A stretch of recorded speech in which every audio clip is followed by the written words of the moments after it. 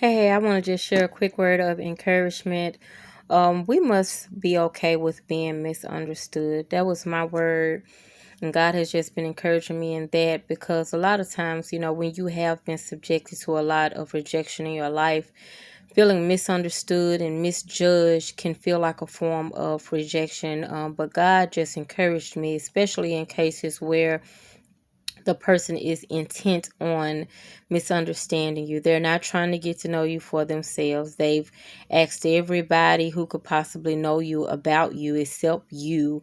And some of the bits and pieces that they've learned, maybe from monitoring you or, studying you and trying to understand you, they've allowed their preconceived notions to render these misjudgments and this misunder information, basically misunderstanding. And so the scripture that God gave me was Proverbs 18:2. And Proverbs 18 is a good chapter to read when you get your downtime. Just read that entire chapter, because as we read and study scripture, it should read and study us, right? Okay. And so it says in Proverbs 18:2, a fool takes no pleasure in understanding, but only expressing his opinion, meaning they don't even have an interest in understanding who you are.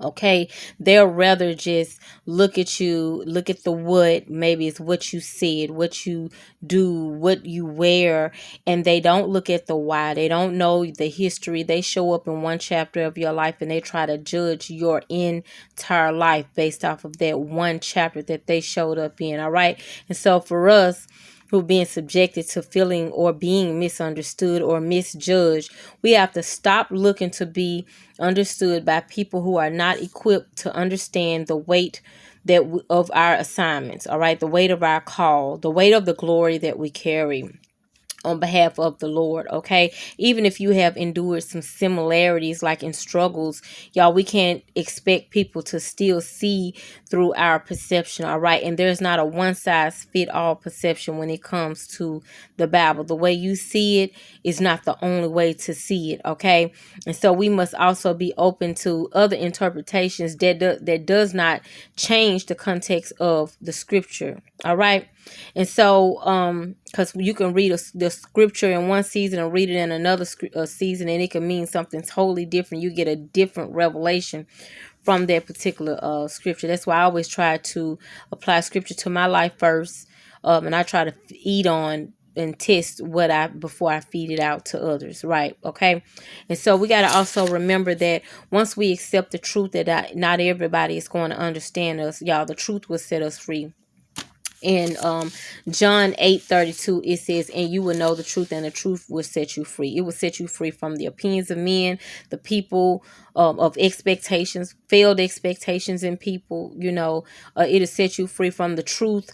It'll set you free from just the truth of the matter, that people are not going to understand you. All right, so we won't have these false expectations and they fail us constantly. We get disappointed because we're having unrealistic expectations. Okay, and so we must also remember that love seeks to understand, not just to be understood. We must be mindful of one-sided relationships that are only adamant about pushing their agendas. They're not interested in your agenda. They're not interested in you, what you do, why you do it, why you've done it, how you've done it. They're not interested in any of that. Okay, so we must also be mindful of what the love of God looks like, and remember that the love of God is not limited to our human perceptions. It's not limited to our linear views of understanding what his love should look like. It's not based off of our limited love language. It's not an affirmation that condones error because we fear confrontation, because we fear having hard conversations that exposes ugly truths, or we fear that it may hurt somebody's feelings. All right, and the love of God does not just look like a love language like based off of how humans receive and give love, y'all. Okay, so we got to take the limits off of God. And we also got to be okay with a lot of things that we're going to be subjected to, and being misunderstood is one of them. We cannot afford to take anything personal. We must study the life of Jesus. He was the most misunderstood. He was the most misjudged. He was the most rejected individual in the entire Bible, but he also was the most impactful.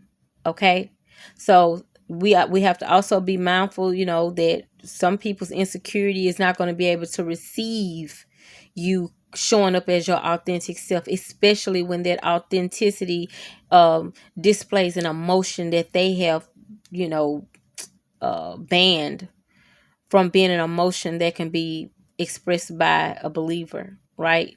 Some people are still bound by religiosity, but we do not allow the ill actions, the ill interpretations, the ill judgments of others to disrupt our inner peace. And whatever it is that we're dealing with, y'all, let's go in the pace along with God, okay? We don't let people rush us through grief, rush us through whatever it is that we're dealing with. If they have not taken out the time to try to get to know you and to walk with you, if they're just adamant on making you express a certain emotion so they'll feel comfortable in their own insecurity, that is not your problem, y'all, and we must release it to God. That's bigger than us. We don't have to try to prove ourselves. We don't have to try to explain ourselves. When we come in peace, we just trust God to fight our battles, all right, and be okay with being misunderstood. I hope this encouraged you like it encouraged me. Have a good day.